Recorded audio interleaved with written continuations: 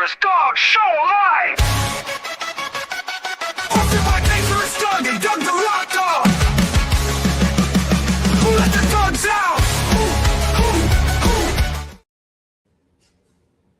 And welcome to Dangerous Dog Show live right here on YouTube and Facebook. Big ol' shout out and hello to Dangerous Doug, Mystical Misty, and a big ol' welcome to Samantha from Neon Oracle. How y'all doing?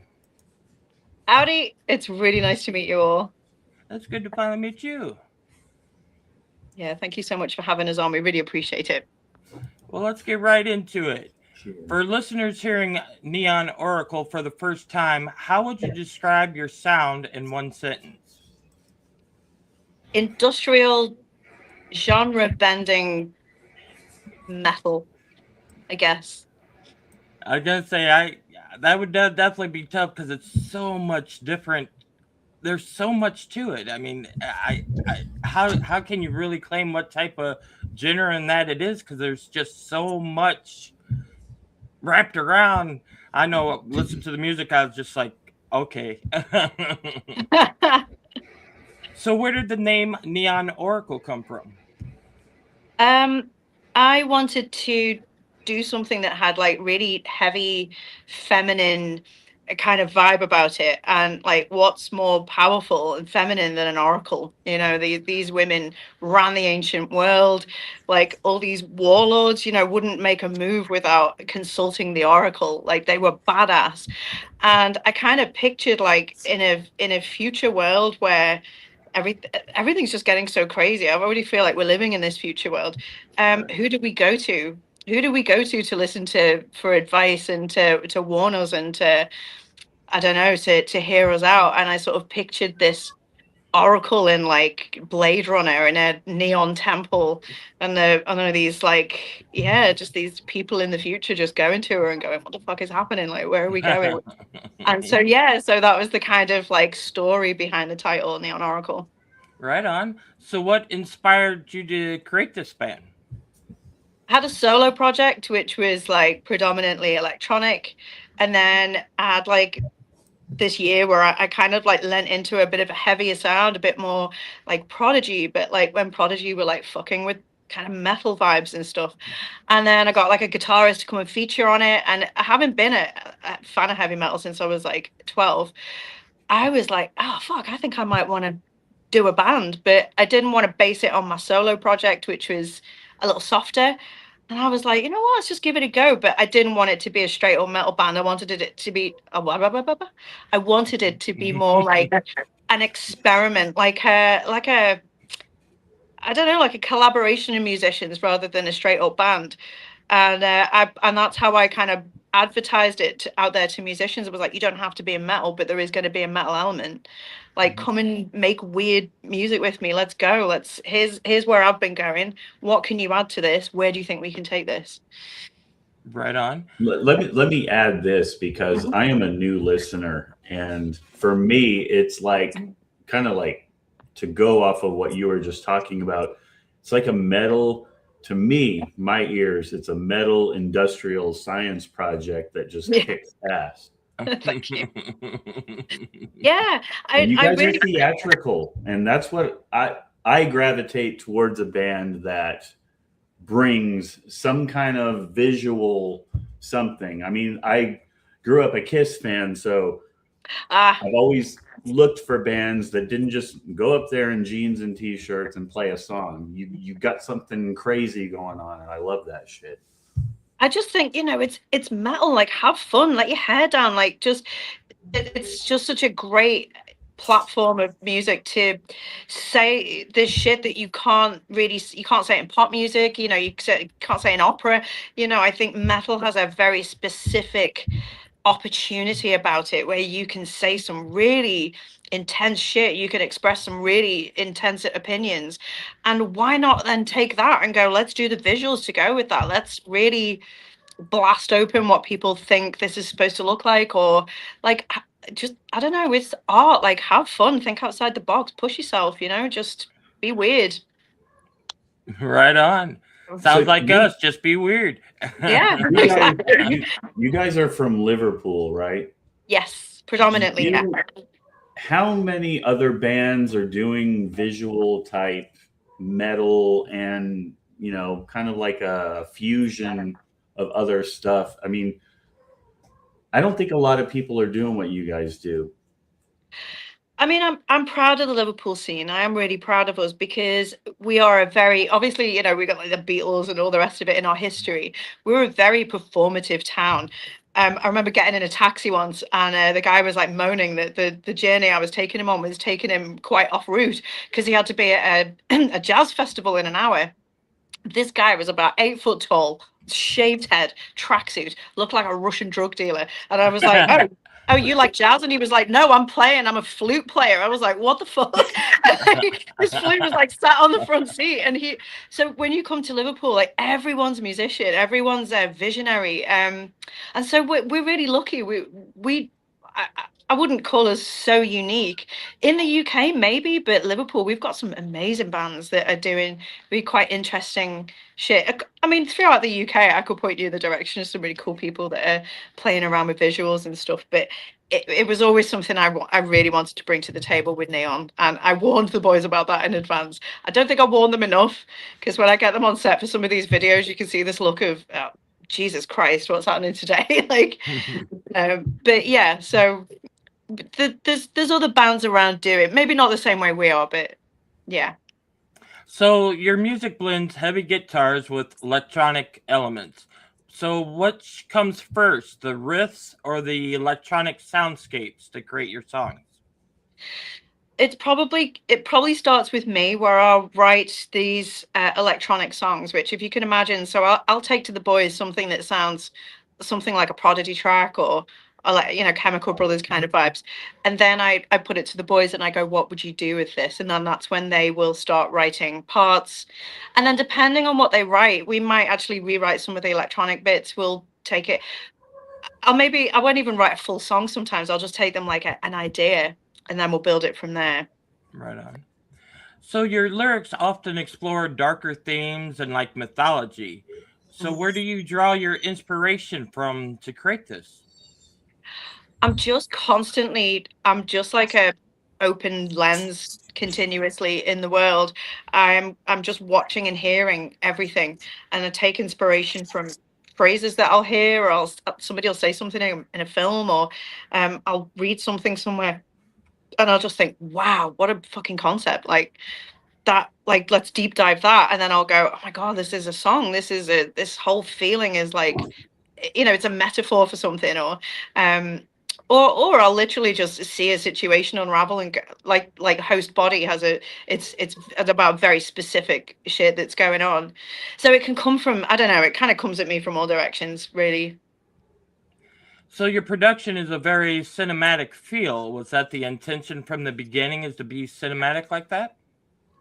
I think that's what I wanted to do. And then I was really lucky enough to find musicians that were like, yeah, I can see the vision. And so, yeah, I've been really lucky to find the people that I have.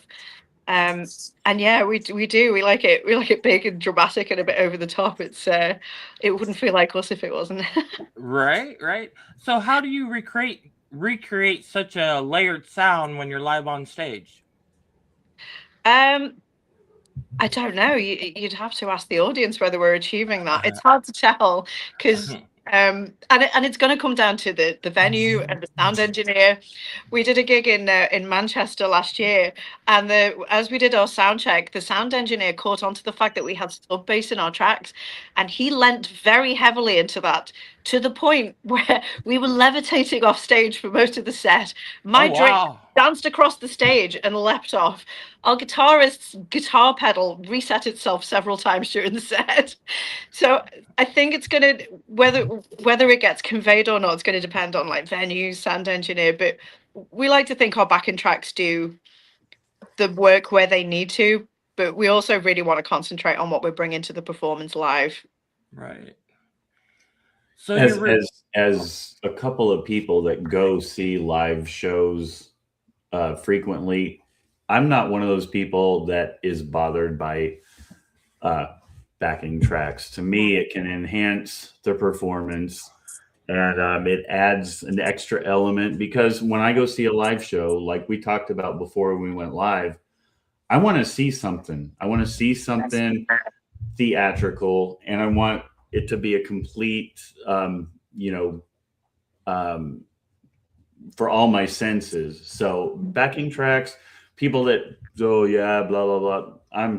I'm perfectly okay because it enhances a performance when I'm going to see a live show. I want that extra because that's just who I am as a music listener. So I know you that got a lot of people do take issue with backing tracks, and I can see where they're coming from, because I think if you are on stage and you have a really badly produced backing track blasting over maybe a not a great PA, it's not nice to hear. It's not a good experience. So I get that maybe some audiences have enjoyed our set, and maybe in other venues where it's not such a great setup, it's not come across the way we wanted to. And there's been a few conversations about like, could we go completely organic? But we'd need like at least 3 keyboard players and I think backing singers. And like suddenly we're a traveling circus, and it just becomes an unachievable goal for now. For now, anyway. But Not everybody so can have an orchestra. well, and that's the I thing, know, and it and drives me nuts. rock What an dog. orchestra. Rock Dog can attest to this. It's all about how good your sound person is Yes. with Well, we're what really you guys lucky. do. We're very, very lucky that Ben, our bassist, is a very accomplished sound engineer himself. So he's worked extensively on the backing tracks, and we come to the gig with like 3, I think it's like 3 different versions of each track or 3 different settings. So he can hear the PA and go, we're going to need more bass here, or oh, we need less top end. He's so nerdy about it, and it's fantastic. But he's Yeah, made man. sure that like each of our backing tracks is like nicely balanced and will hold its own against what we hope to be quite a full-on live sound organically from us. We all work very hard on our craft, so we'd like to think that if someone's there who's not fussed on backing tracks, we pull their focus away from that and show them that we're not trying to cheat. We are good musicians in our own right. We're just trying to enhance the experience, and give you the full vibe. Which I believe you have to do with what you guys do in the studio. Absolutely. You have to have that same vibe live, and like I said, in certain cases, backing tracks you need them. So Yes. Yeah. I mean, I always say to in the past to my producers when we're doing vocals for me, because I switch quite rapidly between scream and clean. And I can do that live, and that was very important for me to never record a vocal that I cannot achieve live. I don't cheat. I don't sing it like a clean section and then a pre-recorded scream comes out. I make sure I don't write songs and I don't record songs that I cannot do live to a good standard. Like, and that's part of where I pride myself as a vocalist. I call it like vocal parkour, and it's fucking hard work. It really is. It's like there's certain songs where I can't bounce around the stage and go crazy because I have to lock into myself so intensely, because one wrong move and I'm gonna tear my vocal box a new asshole. So Oh. I've got to I have to be really focused. It's like it's like gymnastics. It's like vocal gymnastics. So I'm glad you're talking about the live and that, because this goes right into the first question about Walking Grace. Where was that live? Where was that recording captured? So that was at a place a few towns away from here called Matchbox Studios. They've actually closed now.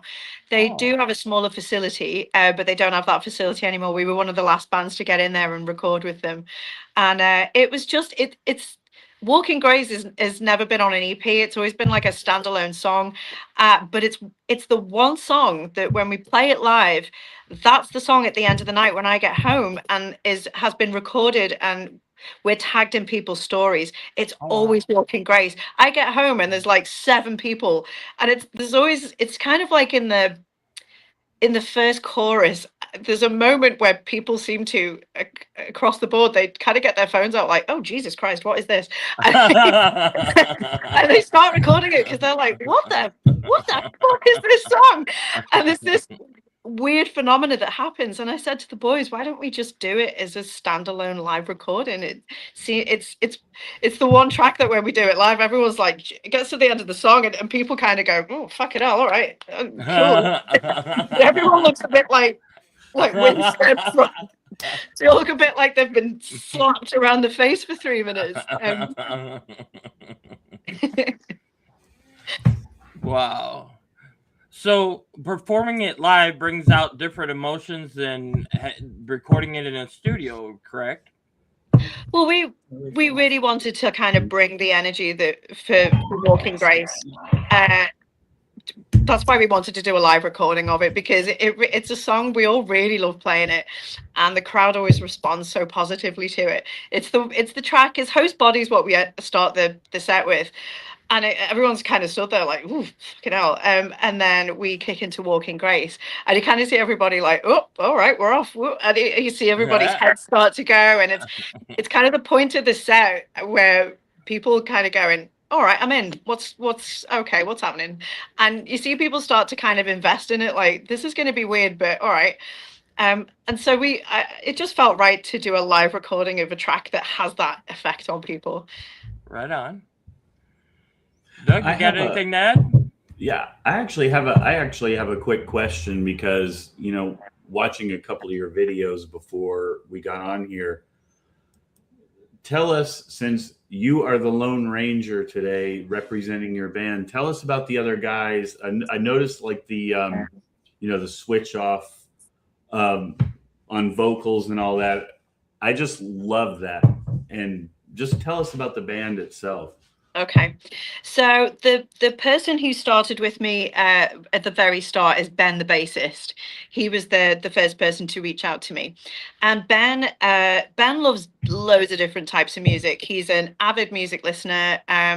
Cannot pinpoint which is his favorite genre, and so he's been playing bass for I hasten to say a few decades. He's probably going to. You know what? He's not ballsy enough to say anything. A few decades, but he's a very accomplished. He's been to university. He likes drum and bass and all kinds of jazz. He's played in some really big like blues bands. Funk and soul. Like, he's such an accomplished guy. He's so talented. And so he brings to the table, I remember one of the songs, I can't remember which one it is, and he wrote this like Ronnie Size style bass line for it. It's fucking great. It just came out of the left field. We weren't expecting it. And so Ben always brings something a little unexpected, but he has this secret weapon where Ben can write the dirtiest, most disgusting riff you've ever heard. He just, every so often, he'll just go, I just had a little idea about this, and then he'll play something, and everyone's like, Ben, that's disgusting. What are you fucking using it? So, and then came our drummer Andy, really, really quiet guy, but again, so lucky that, because I knew we were going to need a drummer that could do so much, because we've got breakbeats and drum and bass, and then we need metal, and then we need thrash, and it was such a mixed bag. And I cannot believe we landed on our feet and got Andy straight away. It's bonkers. And he's just, whatever I throw at him, he's just like, okay, leave it with me. And then he comes back and he's like taken that idea and flushed it out, and it's incredible. And then you've got Matt, our guitarist. So we had two guitarists. They left last year. One of them, he was just a bit fed up of the pace of the band. We were getting a lot of gigs. It was a lot, and I think it was a bit more than he'd signed up for. And the other guitarist, fantastic guitarist, but just really not suited to our band. He was an incredible blues and soul guitarist. Like, oh my God, he'd do a guitar solo that could make you cry. But he really struggled with the aggression that I think Neon needs from time to time. And so they both departed at pretty much the same time, which was very intense. But so we put the feelers out, and Matt stepped forward. And Matt is from a band in the UK. And if you like really traditional, like good, honest, hardworking groove metal, go and check out his other band, Deified. Oh, they are literally, I'm not just saying this because he's in our band, they are one of my favorite bands on the UK scene. What And is then that again? they're called deified. So it's Okay. day. Rock Dog always asks who else we should be listening to, and that Yes. you saved his question right there. Yeah, please go and listen to Deified. They are phenomenal. And so when Matt reached out to us and was like, "Hey, I hear you're looking for another guitarist. I have got a bit of spare time outside of Deified." I nearly fainted because they're like one of my favorite bands on the scene, and they've been really kind to us as well as an up and coming band. They're just great guys. And so I really couldn't believe my luck. And he came on board, and he's such a warm, kind guy. Um, and then he started to play, and it was like, holy shit, he could do the moody blues and the solos that the other guitarist could. And he can also do the really heavy traditional hardcore chuggy shit that the other guitarist that we lost did. The only problem is we can't clone him, so we can't do both at the same time. So he's a bit like me. He has to do like a bit of column A and a bit of column B. But he's just, they're just a phenomenally talented group of guys. And I have to pinch myself regularly that for somebody who just decided a few years ago, like, oh, maybe I'll start a band. I've tripped over and landed on my feet like a cat and just ended up with three of the nicest guys and three of the most talented guys I've ever met. And they're so lovely to get on with. They're just in a scene that can be a little, I don't know what it's like in the US, but like local scene sort of level, it can be very competitive and bitchy and like a lot of gossip, a lot of drama. And like I'm no spring chicken, I'm sure you can tell. I'm a bit long in the tooth for that shit. So it's really nice to get out on the scene with just really good guys who just want to have a nice time and then go Well, over. as my dad would tell me, you keep that horseshoe lodged in there. Yeah, absolutely. Yeah. So yeah, they're great guys, phenomenal. But definitely go and check out Deified. They are chef's kiss. They're fucking amazing. Just a quick break, y'all. Our buddies King Ern from Germany are watching. You want to hear some really off the wall heavy shit that's not your traditional heavy? Listen to King Ern. They're fantastic. Awesome. What's up, guys? Peter Cat from my favorite band from Canada, Playhouse, is watching. Hey, Peter Cat. Hi. So your current release is Host Body. Mhm. What's the story behind this song? I saw a politician last year refer to a pregnant woman as a host body, and it was the most repulsive shit I've ever heard in my life. Wow. I was like, how dare you? How dare you? And then there was the woman who was forced to carry her entire birth, even though she had clinically passed away, and they kept her alive on the ventilator, and she was forced to gestate a child. It's barbaric. Yeah. Like even in death, she had no say so over her body. Even her husband couldn't put a stop to it. And I wanted to write a song that explains how governments and these institutions have turned us into these meat vessels. They've turned us into their own like money making devices, whether it's through medicine, fucking the whole Medicaid shit show, women's rights. Like we have become this host to these parasites that just. In all fairness, we're always been a meat vessel to the patriarchy. Yes, exactly. And I felt very compelled. The moment he said the host body, instead of referring to this woman as a fucking human being, I just saw red and was like, I'm writing a song about this because I think musicians are bards, and it's our responsibility to write about the side of history that the politicians don't want to write about, that they don't want in the books. It's the job of the bard to talk about the shit that the patriarchy don't want to talk about, because that's the way the truth of history gets carried on down generations. Otherwise, we just get this watered down version that makes them sound like they got everything right and that they were great. So that's very much where my writing comes from in Neon, is like immortalizing the actual truth rather than the bullshit version that the governments want to peddle. So that's Host Body. Wow, that was deep. Wow, I was not expecting that. And scene. So yeah. The rage that you hear in that is absolutely from the bottom of my gut. Wow. It's I feel it every time I sing it live. There's a vitriol that I have to release when I sing that song. And just so you guys know, I shared their official video for this tune a little bit ago before we went live. You guys got to see this band. You got her whole story behind this and the theatrics that this band does.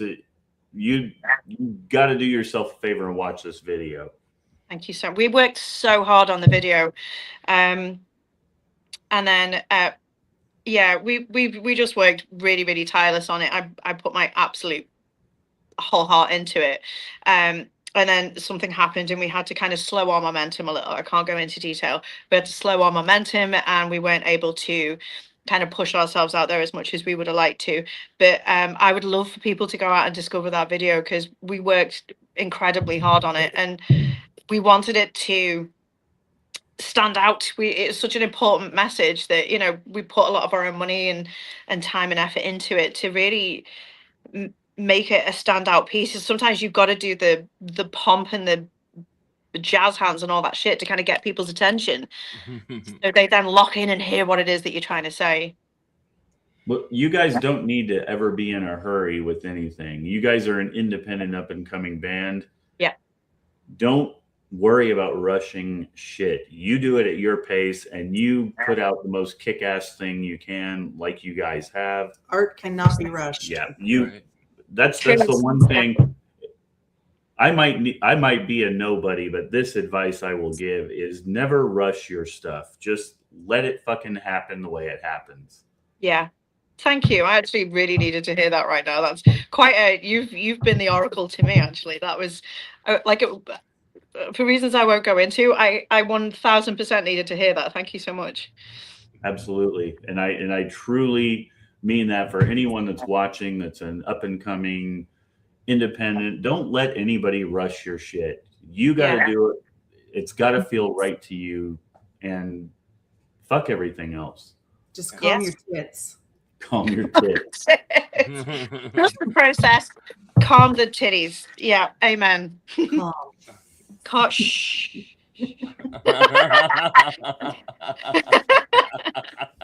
I haven't heard that saying in such a long ass time. I didn't think that was an American thing. I didn't think you guys knew about calm your tits, but like I never heard it till I got with her. I'm like, this is a new one. I've been told to calm my tits a few times. and sometimes they do need to chill out a little bit. I will say. I'm like, would it be wrong for me to tell my friends, calm your balls? It would sound a little weird. I think all men can do with being told to calm their balls. I'm going to put that out there right now. Maybe we should make calm your balls a thing. New trend has started. Exactly. You saw it here first. So what do you guys have coming up next? Let's ask that question. Next weekend, we've got a really important gig. So here in the UK, I don't know if you guys, you're bound to have heard of Metal to the Masses. Have you heard of this event? Mm-hmm. Okay, I so believe we have, because we follow some bands from the UK that I want to say our friends Second Cities, Dead Rubber Dolls, Buried in Bermuda. I think they've been part of that in the past. So if anybody's watching this and you don't know, there's a huge festival in the UK. I think it's pretty much one of the biggest metal festivals called Bloodstock. And they run a Battle of the Bands competition that is nationwide around the UK. And each city has its own kind of leg of this competition. So bands in that area will come and they take part in this like Battle of the Bands. And there's like 3 to 4 heats. And the band that wins their region gets to go and play at the New Blood stage in Bloodstock. So it is a huge deal. And like bands like, they're not called Scary Scarecrow. What the hell are they called? Anyway, there's bands that are really quite famous now who started because of Metal to the Masses. Oh, wow. Now it's huge. It's a really big deal. Now, we weren't able to take part in it this year, and the Liverpool region has been taken over by a really talented guy called Phil, and he has re-envisaged the whole thing. He's given it this massive facelift. It's got different venue. Oh my God, it's phenomenal. And he's taken this event that was a bit dead in the water, which is so sad for fucking Liverpool. And he's given it this like facelift. He's just injected it with this life. And it's now in its first year, halfway through, it's one of the biggest metal to the masses events in the UK. So we were gutted not to be able to take part, but this amazing scene around here, and there's so much love. They reached out to us and said, look, we don't want your circumstances to get in the way of your opportunities. Will you please come and be one of our guest bands at the finals? Oh, Now, cool. this is usually a very coveted spot that's only offered to previous year's winners, big famous bands, which we certainly are not. But the local scene and the guys that are running this event have just got really big hearts. They're just really good people. There's a lot of different promoters involved, and they've been supporting us along the way, and we're just so grateful. So we've got this really prestigious opportunity. There's 2 stages that are hosting different bands as the event goes on through the day, and we get to headline one of those stages, which is nuts.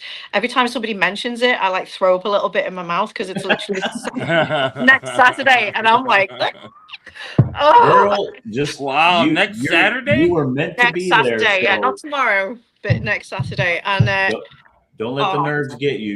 You're meant to be there. Just go Well, kill it. They dig your Yeah. shit for a reason. Yep.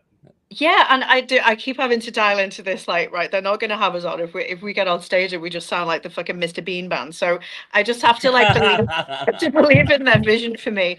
So we've got that, which is absolutely incredible. And then we've got our first festival at the end of next month, which is amazing opportunity. We are literally the first band of the entire festival. so like it perfect for our first festival. We're literally, I think we're on at like 1 o'clock in the afternoon on the first day. But you got to start somewhere, and it's going to be a lot of fun. How long of a set do you guys get for that? I don't know, actually. I could do with chasing him up actually and asking him. But yeah, I don't know. We'll figure it out. But yeah, we've got some really good gigs on this year. We've not been able to take everything that's come our way, and we did want to be a little more discerning this year because we didn't have a great deal of free time because of things that have been going on. I said to the boys, I don't want to come across as snotty or like self-important, but I'd rather try and take the best opportunities rather than every opportunity this year. We don't have a lot of time to gain ground, so I think we need to be really strategic and kind of save our energy and try and get the big chunky the big good gigs.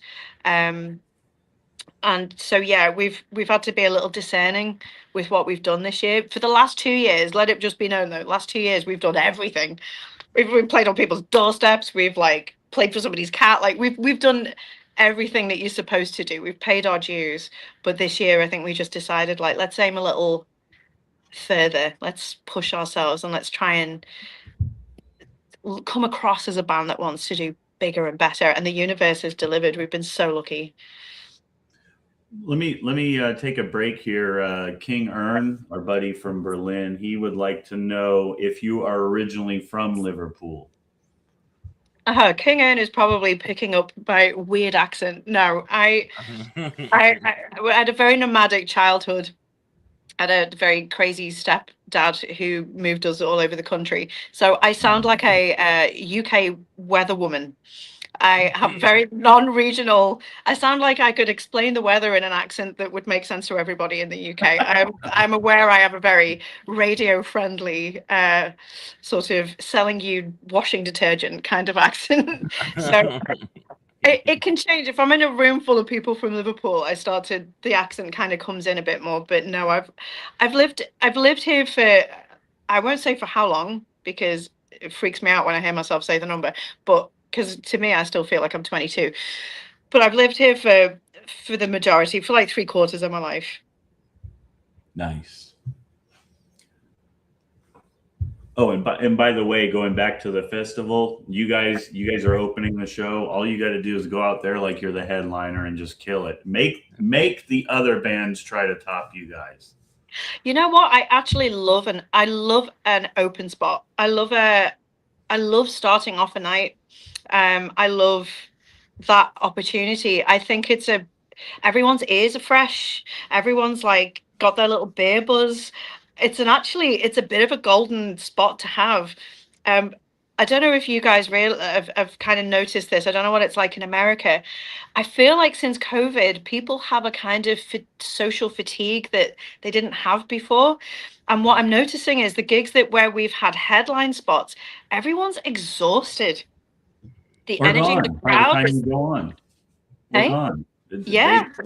That happens. And We've then had after you perform, you could get drunk and enjoy the show. You get to watch all the other Exactly. badass bands that are playing. Exactly. I tell you, there's nothing more scary than being like headliner, and you've had to watch three of the most incredible, intimidating, nightmarishly good bands, and then you're like, shit, hi, and like you like trip up as you go on the stage, and then you start to sing, and your mic's not turned on, and you, oh my god, like sometimes that opening spot is great because you can just go full send, you just balls to the wall. The crowd loves it because they're not expecting that much from an opening band, so you get the opportunity to go surprise motherfucker, and like yeah. So I actually love, probably don't, I'm not sending this out to the universe too loudly, probably more than a headline spot, honestly. I feel like That's not weird to me. It makes sense. So Yeah. King Ern says, "Thank God you don't have the Liverpool accent." Yeah, if it's really thick, it's quite intense. It's difficult. There's a reason I've kept myself a little non-regional. Very nice. Well, I can't wait to hear the answer to Misty's usual question.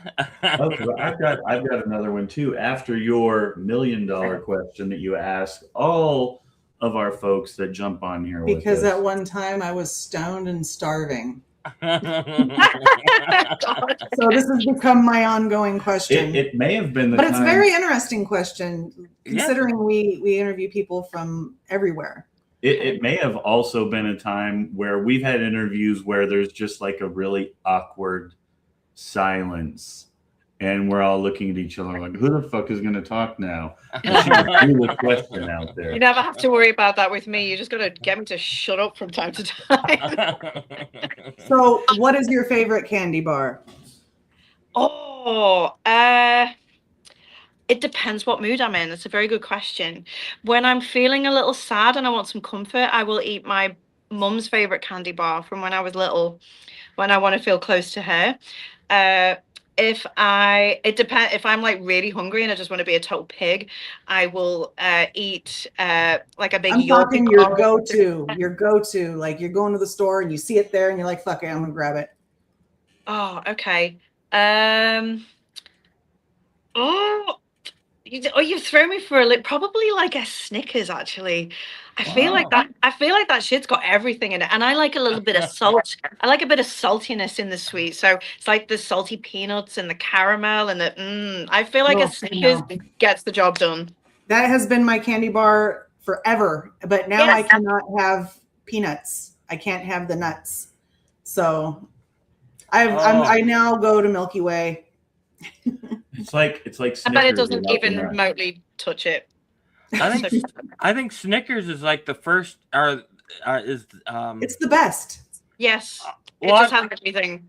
I haven't heard too many artists that we've interviewed that say Snickers. You're the first Snickers. She's the first, and especially the first from the UK. Usually they say Dairy Milk. Yep. Yeah. Our chocolate tastes disgusting. They've been swapping out everything, and it's literally just, it's, oh my god, our chocolate tastes like, I don't know, it doesn't taste like anything I've ever tasted before, but it certainly doesn't taste like chocolate. So that's the great thing about Snickers, is like the caramel still like tastes like caramel and peanuts still taste like peanuts. So it kind of disguises the weird fake imposter chocolate. I don't know. I believe you guys are having the same issue with chocolate. Yes. Oh, we do. Palm oil?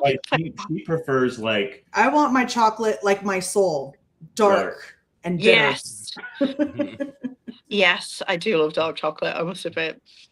It's got a certain evilness to it, which I can appreciate. All right, so here's my question I like to ask. Pick one worldwide venue that you would love for your band you would love Neon Oracle to play and headline that venue anywhere in the world. The dream spot. Yeah, pick your one place. Red Rocks. Red Oh, Rocks. dude, It's beautiful. I haven't been there yet, but Yeah. just Red Rocks. thinking back to when I was a kid and watching the U2 thing there, I was like, that's got to be the craziest, cool venue on the Yeah. planet. It's just stunning, like mixing nature with sound and oh my god, the natural acoustics. yes, oh my god, just like bringing your music and seeing what nature wants to do with it, like that's so, yeah. Red Rocks for me, like you were halfway through that question and I was like, I already have the answer, let me tell You you. might make a rock slide with what you were saying earlier, with everything falling apart. So I'd be All right, responsible for Neon Red Rocks. Oracle fucked the place up with their sound. This is just I say that honestly, like with my look, I would be the person like halfway through our set, like a chunk would fall off a cliff, and I'd be sued. Like, don't. That is probably what would happen. Oh my goodness, you got my luck. I'm so sorry. Clumsy, yeah. I have to build it into the set sometimes because I just do shit on stage, and I'm like, I'm never going to be cool. I just need to make peace with this. It's never going to happen. I'm going to be a lot of things, but I'm probably never going to be cool. But you make it look cool. Yeah. That's part of my Cool. that's part of my theory that the nerdy people that don't have the highest opinion of themselves make the coolest fucking music. I mean, it's a historical thing. It's because it makes you want to try harder. I mean, like Gene Simmons and Paul Stanley were dorks growing up, and they became, one of the biggest live bands. But they're still dorks. But that's the whole thing, and it's cool because then it's okay. You're a dork. I think dorks have authenticity. Yes. And that's why I'll never shy away from the label of being a dork, because I think the coolness, that trying to be cool thing and that being kept out of the VIP cool area of human beings, it keeps us very real and it keeps us very grounded, and we don't get lost in being something that we're not. I think our inability to be cool is what keeps us cool. I don't know if that makes sense. But yeah, I don't know if that it's makes like sense. me. I don't know what the fuck I'm doing half the time, but people like it because they say I'm real, and I'm like, okay. Yes, I think people. I think in a world where everyone's using like filters online, and they're like, people create these like lifestyle visuals, and it's bullshit. That behind the camera where they have this perfect. I'm literally guilty of it right now. Look at my cute little setup. The rest of my room looks like people broke in and lived here. So I think in a world where we know now it's the jig is up, we know life online is not real. I think people are craving authenticity. Yes. And so I think it's made a lot of us go, I'm fuck trying to be cool. I'm just going to be me. I'm just going to be a person. It's like Alicia just said, imperfection is perfection. And I totally fucking believe that. It's way more satisfying to watch. And I think I've seen some of the biggest bands in the world fuck up in a huge arena and make everybody laugh. And it's so endearing and it connects you to them. And I love that connection. Don't try and be perfect all the time, because who are you trying to prove it to? A bunch of people in the crowd who aren't perfect? You're trying to make them feel like shit? Like what's the purpose? Just be real and be an extension of the person who's watching you soul. That's what I always wanted with my music, was for someone in the crowd to go, oh, she gets me. Oh, and I get, like, especially women will come up to me after our shows and go, the way you scream scratches an itch inside of me. And I think that's my goal, is to feel like an extension, feel like a tether to the people in the audience, not some omnipotent being that's like on a different level of existence. That's not for me. Right. And that's what you want. You want in your crowd, even if it's 4 people there, as long as they're taking in what you're giving them. There's so many people that like they finally meet their heroes, and then their hero is looking down their nose at them, and you don't want to be that person. Had that happen before. Never take yourself fucking too seriously, Yeah, exactly. In between our songs, because my band are like non-verbal when we're on stage. It's just Which it's is why just they're me not with and you right now. exactly. It's just me in like a venue with like a bit of reverb on a mic going, hello. Like it's and so there's moments where and I've really tried to be like the cool, aloof singer, and it just doesn't work. I'm a Northern English girl. I've been raised by goofy, crazy people, and so our songs are really serious, but I've started to lean into the fact that in between the songs, I quite like cracking jokes. I quite like just making people laugh and like lifting, like playing around with the energy a little in the room and like relieving the tension of the music and kind of like helping everybody like, oh, let's shake it off and let's do it all again. And I love kind of giving people that little emotional journey through the set where we're like laughing and then it's intense and then people can like it the contrast I think helps them really feel the heaviness and then 2 minutes later we're like laughing about something together and having the whole crowd kind of giggling about something and it's lovely because it means when I get off the stage people want to come over and say hi and because we've laughed together there's almost like camaraderie is like built into the experience. I don't know, it feels kind of magical really. And that's what I think a band needs to do. I think they need to have that connection with the people listening and don't close yourself off to, because obviously they're there for a reason. They're there to hear what you have to say. And like you said, it gets people right here. And of course they want to connect with you personally. Yeah. So Yeah, and be personable. If I sang our material and didn't flush it out in between and show that we're just like human beings. I actually don't think people would come and talk to us afterwards because our stuff's so serious. And so it's really nice because I think just the little personable bits in the middle mean that they feel they can come over afterwards and talk about our material with us and because we've kept that balance. Yeah, I've started a lot of jobs where people are afraid to approach me. They're like, that bitch is scary. But then once I talk to them, they're just like, oh, okay. I was one of those people at one time. Well, it's obviously worked for you, buddy. I guess he likes being scared. I don't know. It started That's a out different as being podcast. scared, and then it moved into being scared but attracted at the same time. I can't explain. Why do they like that? It's weird. It's like when people want a tarantula. They're terrified of it, but it's so interesting. Oh, Like, okay, you said tarantula. oh shit. I knew he was going to do that. Segue. Tarantula tequila, y'all. Sorry. We drink and cuss on this show. If y'all don't like it, then And We'll I would watch be someone smoking, else. but I'm working on a sobriety kick right now. Oh, Me too. yeah, that's hard. I'm working on my Admit, sobriety right now. Yeah, I've been trying to be sober for a few weeks now, so this is my first beer for a good while. I thought it's I'll time to- drink. It's just the bit of She gardening. has a love of cannabis. oh yes. Juicy. Yeah, that's me and you trying to be like subtle, and he's like, "Smokes to weed." Using all like the cute names.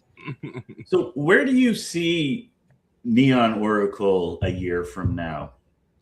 Oh, I knew you were going to ask me this. I haven't asked Right at anyone this that. moment, yeah. Gotcha. Right at this moment in time, I don't know. There's stuff going on with members in the bands in their private lives, which could determine our future in a few different ways. And I was talking to Ben about it the other night, and I said, it's horrible not having the control. And, I've been heading up for us on this trajectory since we started. I wanted us to achieve greatness. I wanted us to get to these places with the music. And I said, I don't want to stop the band, but I just don't know what my motivation is anymore because the future is so uncertain. All I know is I love these guys to death. We have a great time writing music together. We really enjoy gigging together. We're good at what we do.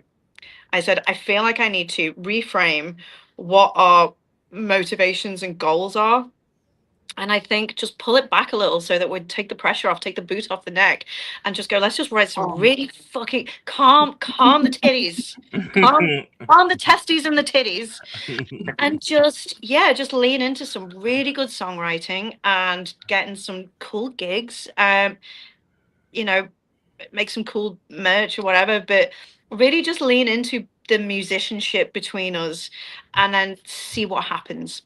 And see, just allow, just let go of the reins a little, like the bit in Fight Club where he like lets go of the steering wheel. I don't know. It goes back to what I said before. Don't be in a hurry. Yeah. You guys Don't got a push good it. thing going on. Do it at your pace, because it's not like in this musical climate, you guys have to rush to do anything. No, and everybody loves anticipation. That you know what, and whatever you do, build that shit up like it's the biggest fucking thing ever. Yeah. Yeah. So sorry, go on. Oh no, please go ahead. I don't know what I was going to say. Don't worry. Oh. Well, It's gone already. Alicia is asking, who influenced you the most? Who has influenced you the most in your life? I really hasten to say this because I got interviewed the other week and my mind went completely blank and I just kept saying the same name over and over like it was the only person I'd ever heard of. And I'm really embarrassed and I keep waiting for this interview to come out because I'm mortified because apparently the only band I could remember was fucking Faith No More. It's like it's the only band I've ever listened to. But so I hasten to mention this, but I would say Mike Patton was a huge influence on my vocal style. I loved how theatrical and unapologetically over the top and then unhinged, and he just had a freedom about him which I don't think for a second I've been able to capture, because Mike Patton is a fucking lost blueprint from another planet. He's just his own entity. Yeah. But I just right from the start with metal, I would be drawn to the guitarist from this band. I'd love the drummer from that band. Like I was always listening out for my favorite person in each band, but when it came to vocalists, like fucking Mike Patton just immediately jumps to mind. I feel like Jonathan Davis, I don't know if he's ever said this in an interview, but I feel like Jonathan Davis drew a lot from him as well, because he has a similar kind of theatricality about him. But I love singers that kind of do a little of this and a little of this and are very unapologetically expressive in a few different ways. That really tickles my fancy.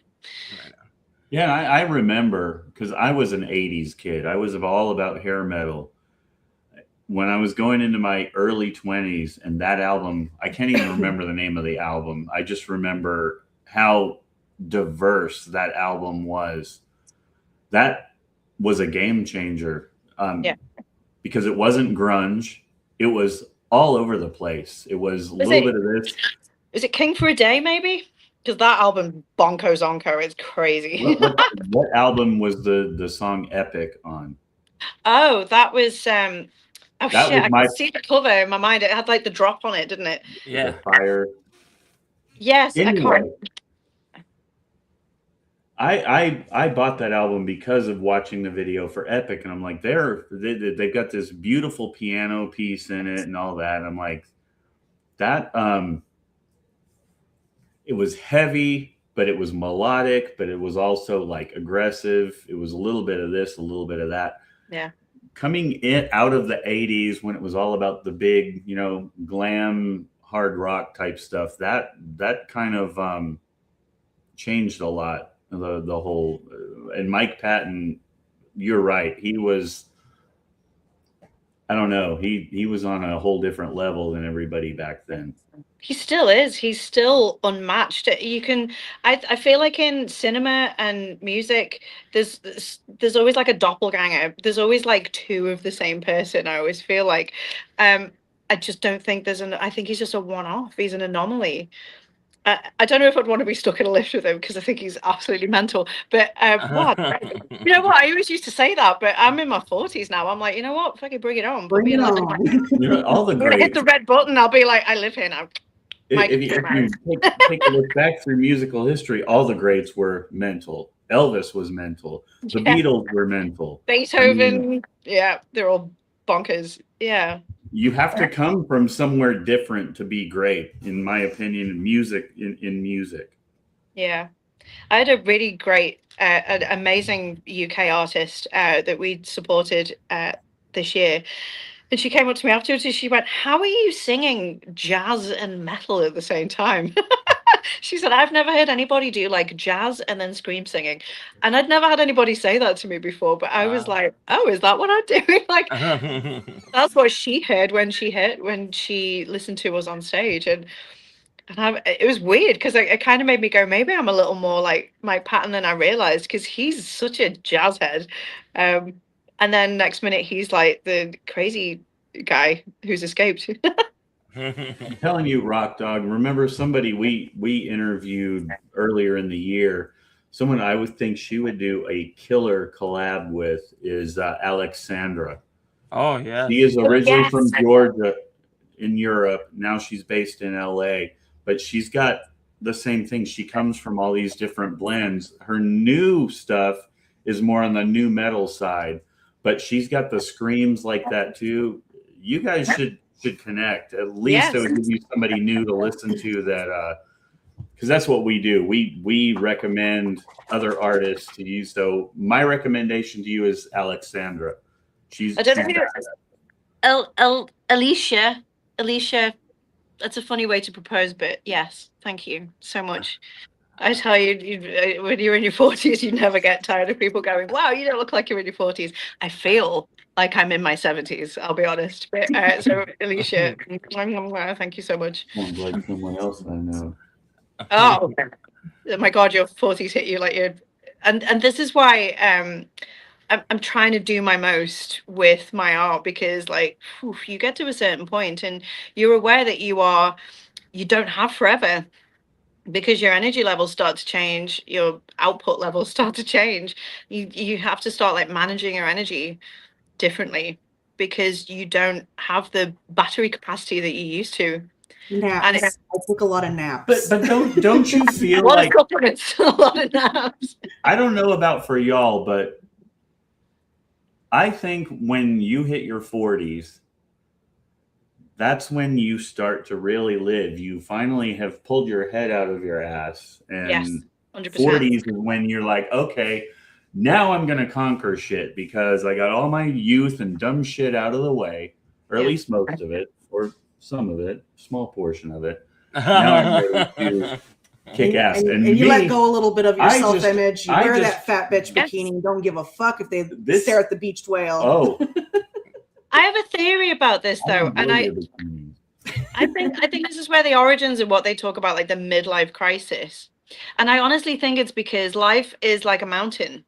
And I think we spend the first half of our life climbing this mountain, and they tell us we need to be this and we need to do this and we need to be here and we need to do all this shit. And then we get to the top of the mountain. It's only when we start coming down and we realize our energy is starting to change, our ability to eat certain foods starts to change, and we realize we've reached the top. We're now coming down the other side, and we realize that so much of what we were told was a fucking lie. And we start coming down the other side of the mountain, and we're like, oh shit, I'm not right. Okay, I'm not playing by the rules anymore. And we start to throw away a lot of the shit that we were conditioned into believing. So we start doing the stuff, we start not doing the stuff, we start standing for things we never stood for, we stop standing for things we thought we should stand for. There's a complete pivot, because we feel that angle change of like, oh, I reached the top and I didn't get all the shit I was promised by acting like this and doing this and behaving like this. There's this aha moment, and I think I don't think it's a crisis. And I think it's a fuck fucking trying to wake please up. anybody but and myself. that's just it. That's when you realize the shitty advice you've been given your whole fucking life, and it's like, you know what? Now starts my own fucking rules. Fuck all of y'all. Hey, The y'all third can walk. Y'all can walk down that mountain if you want to. It took me 50-something years to climb up this damn mountain. I'm staying on And top. guess what? I'm smoking a blunt, and I'm just gonna enjoy being up on top for a little while. I'm just gonna stay up there Here's for a what's bit. great. Here's what's great. You and Samantha aren't here yet, but when you hit your 50s, because I just turned 55, you have a whole different, you're like, you know what? I don't know how many years I have left. We never know. But guess what? It's going to be done my fucking way from here on out. Yeah. I feel like that now. I think that the first half of your life is I want to hit the top of the mountain. It's all about aspiration. It's all about like it's like when you're climbing a mountain, you can't see where the top is. You can't, the summit's almost like you can't tell how far away it is. And then next minute you're there and you're like, oh shit. And then you're going down. And I feel like the second half of your life is all about going home. You're very aware that every step you take, every year that passes, you're getting closer to going home. Well, you know, when you hit the top, that roller coaster is all fun once you hit that top. So, and that's the thing. We all are from the same generation that our parents came from. By this age, you should have this. By this age, you should do this. By this age, you should do this. Guess what? In this world, it doesn't fucking work that way, and you have to make it work how you want it to work. Yeah. Given what you have to deal with. So yeah. And I feel like it's an exciting time. I mean, you've got your body working against you, and you've got society working against you, because I feel like the culture around middle-aged people is really strangled and it's very minimal. There's like, we're really not catered to. And so I think it's up to us to make culture and to create spaces for people who are coming down the other side of the mountain. A lot of society doesn't want to cater because we're not spending money, because we're not buying into the bullshit anymore. So they kind of abandon us. But it gives us like a freedom. We're rolling down the mountain, we're rolling home, and we suddenly take on this kind of I don't give a shit anymore attitude. We become very like, you know what, I'm going to spend that money. You know what, I'm going to get rid of the boring car and I'm going to go and get a fucking cool car.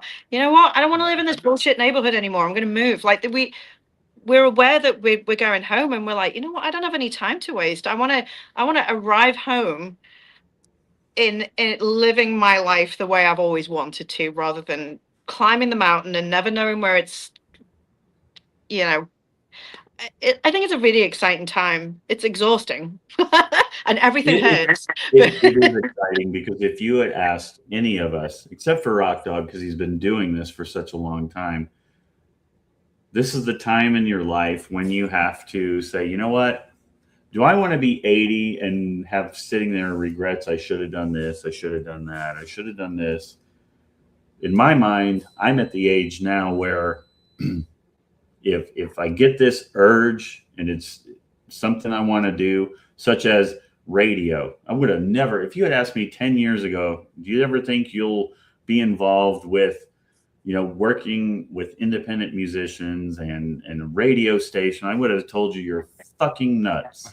But a few years ago, I got in this thing. I'm like, you know what? It's time to be a little bit selfish and try something.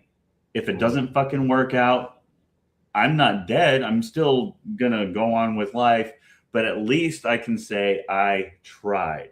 Yeah. You know? And I think that's what you realize when you get to the tail end of your 40s and going into your 50s is, you know what? Time is now, bitch. Do this shit. Yeah. Time's ticking. Like, make it fucking count. Yeah.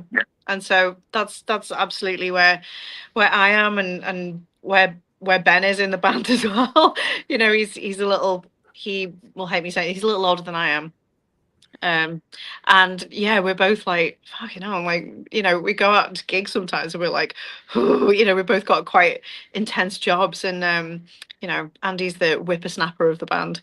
Matt's doing all right for himself energy wise, but yeah, it's there's just like just get to it, get it done, make the art, make the stuff, create, and just at this time of your life, like, do it your way. Absolutely 100%. You have to. Yeah. Because no one's here's the thing I try to tell everybody: no one's going to do it for you in this day and age. Everybody's out for themselves. Nobody's going to do it for you. Do it, and do it your way. And if it doesn't fucking work out, guess what? Try it fucking again. Move on to the other thing. Yep. I must have been 50 years old when I was 10 years old, because at 10 is when I started in this industry. And by the time I was 20, I started internet radio.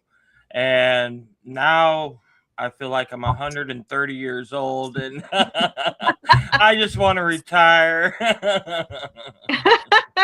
Oh, our brother Rad Ray from MX the American is watching.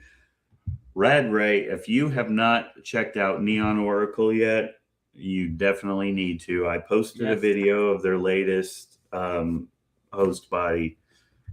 You will appreciate this band. MX the American, again, for you, Samantha, we kind of have this little network of the artists that follow each other and root for each other and collaborate.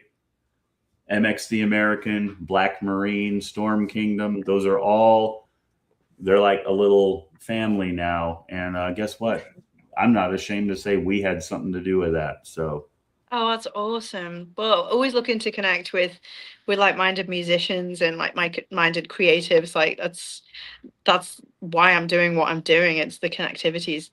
It's what feeds you, isn't it? yes.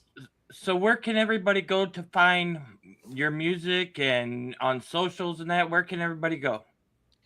So you can find us on most of the streaming services. You can find us on YouTube. You can find us on TikTok. There's not a great deal going on. It's weird over there. But you can. That's because you'll find we're all old. TikTok is weird for us. my personal TikTok's insane, but the I don't know what to do with the band one. I don't know what TikTok wants from me. But we are on there. But we've got arty farty Instagram. We've got a bit more personable Facebook. But yeah, you can find our videos on YouTube, and you can find us on most streaming services as well, including Bandcamp. So yeah, come and check out our stuff. We'd love to see what you think. Rock Let on. me ask you a real quick question. Was if let's just say, and I'm gonna kind of put this into a. You had to feed them tequila, didn't you? Nobody fed. I fed myself today. Okay. He's just For gonna a pop a young- nipple on it and go No. to sleep with it. For a young. Tom, Sounds you're like a kidding. great idea. For a young female singer who wants to get out there, because I absolutely love female fronted bands. I every now and then throw down a what I call girls rock on Wild Dawgs. It's all female fronted bands, sometimes all female bands. There's a young girl who is exploring the idea of wanting to become a vocalist or a guitarist in a band. What's your advice to them to not get discouraged and run with this shit? I would say try and surround yourself with healthy men. It's a very male dominated industry. As soon as somebody says something that gives you a red flag, go in the opposite direction. It's going to be hard, but there are a lot of dangerous situations that you can get into. As soon as you sense a red flag, move on. There's going to be a lot of opportunities. Surround yourself with good people. Don't let people edit your voice too much. I've had many producers say to me, you probably shouldn't swear in this song, and like, oh, I don't know about it. And don't let people. Artistic creative advice is one thing, but somebody trying to change your message so that it fits their idea rather than yours, like, don't just learn how to say thank you but no nice and early. Like, learn to stand your ground. Don't become immovable, because people do have good ideas, but don't be so. It took me a long time to learn how to say thank you for your advice, thank you for your thoughts, but no, I'm going to stick with my idea, thank you. It took me a long time. The sooner you learn to do that, the better. So stand your ground, surround yourself with healthy, well-adjusted people, including guys, and as soon as you sense a red flag, move the fuck on. Just because you don't want to be in this opportunity, don't get yourself in too deep with people who feel like they're dangerous. Like, just move on. There's plenty of opportunities, and don't be afraid to stay independent either. Excellent advice. That was awesome. That was a better answer than I could have asked for. That was awesome. Well, you're welcome. Thank you for asking me. I'm all out of questions, Doug. You got any more for us? Does she have anything she wants to, like, any shout outs you want to give? Any Yeah. any You got words any to questions the for people us? that are watching? the people you want to know who the fuck you are, all that stuff. This is your opportunity before we close to get it all out there. Just thank you for having me on your show. It's been an absolute delight talking to you guys. You're all, I feel like I'm friends with you all now. You're all super, super nice people. We're all dorks and weirdos. Yes, we are. Yes.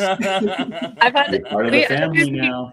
I don't know if you know, but in Europe and the UK at the moment, we're experiencing something called a heat dome, and we feel like we're in the seventh circle of hell. It's so hot. Wow. Everyone's malfunctioning. It's been an incredibly long week. I've been in work all day today. I was at a video shoot last night, running around in a ball gown in 38 degrees. Oh. I've had 6 hours sleep. I've done a full day at work tattooing in my studio. I've come home, slapped on some makeup, had a beer, and got on here. And yeah, I've woken up talking to you guys because you're so lovely and your questions are so cool. And you've been so nice to talk to. I just wanted to say thank you for giving me such a great end to my week. Thanks for letting me talk about my band, very close to my heart. Thanks for the opportunity. And yeah, inbox me with, if you say the names to me now, I'm not going to remember because the perimenopause is kicking my asshole. So if you think there's any, she knows, she fucking knows. So my brain falls out of my ass daily. So if there's any bands that you think are kind of like on our vibe, please inbox me afterwards so I can go and find them. Any of the kind of community that you've built on here, please feel free to inbox me. And anyone who's watching as well, like inbox Neon Oracle and let me know who I should be listening to and who we should be checking out, because you never know who's going to be on tour, who's coming over to the UK. We're always looking for like supporting really cool bands and stuff. So yeah, help us connect with the community bit more worldwide. And please do that for us too, because we're over 50 and we can't remember shit.